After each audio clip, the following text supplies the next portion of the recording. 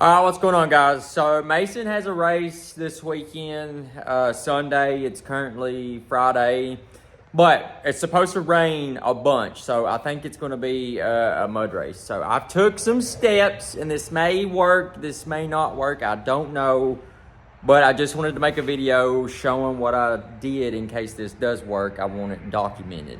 So anyways, let me show you what I did. I ordered some foam on Amazon, and this is, I don't know, I'm no foam expert, but this is open cell foam. And as you can see, it's got some holes in it, which is what I think you want. You probably want a little more than this. This is just first time I've done this, but anyways, this is what I'm going with. So this is open cell foam.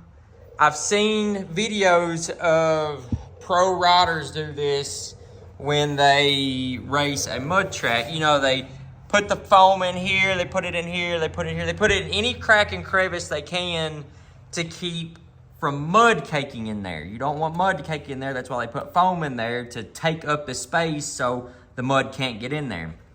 And the reason I'm doing this is I'm trying to keep the mud off the bike, but I'm not necessarily concerned about the bike getting muddy.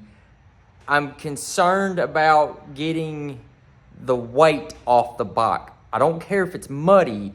I don't want the weight of the mud on the bike.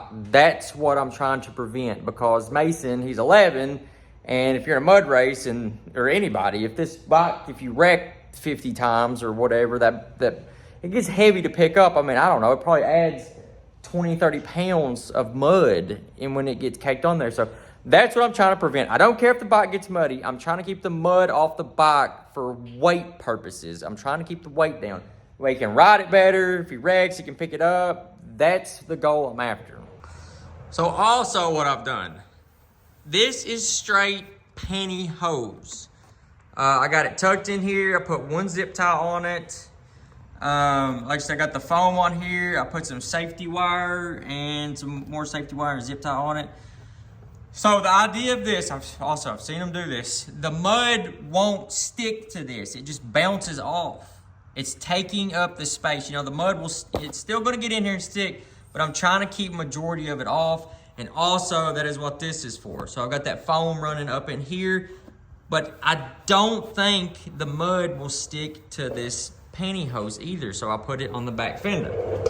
We come up here, I also have it on the front fender. Slits them on the front, slits them on the back. Once again, this is to keep mud off from caking up in here and adding 10 pounds of weight on this front fender. Now, I've rode it, and you're like, oh, look, it's muddy. This is not mud. I don't care about this. I'm trying to keep big chunks of mud from caking up in here. The reason I think that this will work, I also done it to his 85. We got him on the front, got him on the back. The reason I think this will work and what made me do this is because I run pantyhose on his radiator to keep mud from caking up on there. Now, this works because I've tried this and it does work. It's harder to tell on this 65. Let me show you this 85. I'm gonna have to. So you can see the radiator through there. I know the sun's shining in. It's breathable, it gets air, it's not blocking it off, but mud will bounce off of this and not stick to it. So, in theory, if mud will bounce off of this and not stick to it, it should bounce off of this and not stick to it. So, that is the goal. I'll show you. I mean, it doesn't look bad. Call it redneck, call it dumb. It is what it is.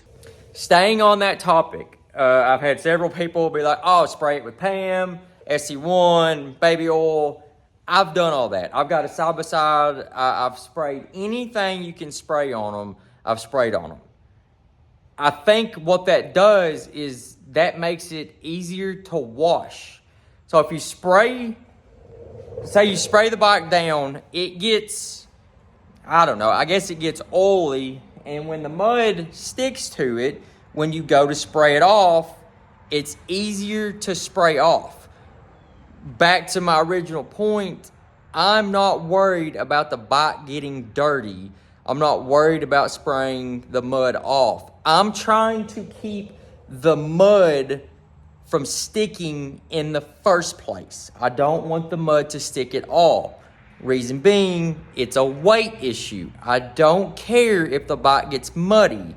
I'm trying to keep the weight off of the bike. That is the whole goal. So, if I spray it and it's like, oh, it's easier to wash, I don't care because I'm trying to keep it off for him to ride better and, you know, weight issues. So, this is what I've come up with. Will it work? I have no idea. I do think it will work. My only issue is if he does wreck, I don't know how easy this is going to rip or whatever. So I'm trying it. Call it redneck, call it what you want. You don't know until you try it. It may be a dumb idea, it might not. But everything is stupid until it works, then it's not stupid. So I'm just out here trying stuff. Gonna see what happens. So I just wanted to make a quick video and show you. There it is on the 85. I didn't put foam on here. I got foam, no foam. He's racing both of these, and I want to see the difference the foam versus no foam makes, because mainly I'm concerned about how he finishes on the 65. I don't care how he finishes on this 85. If he finishes last, it's great. Don't care. It's just riding this for exercise, seat time. He's going to be moving to an 85, so he just has to ride it. So I'm trying to keep the weight off here. I'm going to see if it makes a difference. I want to see how much mud sticks versus not stick. But I do have the pantyhose on the back fender to try that. And I do have it on the front fender to try that. So, like I said, today is Friday. His race is Sunday. I will make another video on how this worked. I'll video during the race, you know, and everything. So, and I'll let you guys know. So, I don't know, just trying stuff. We'll see how it goes.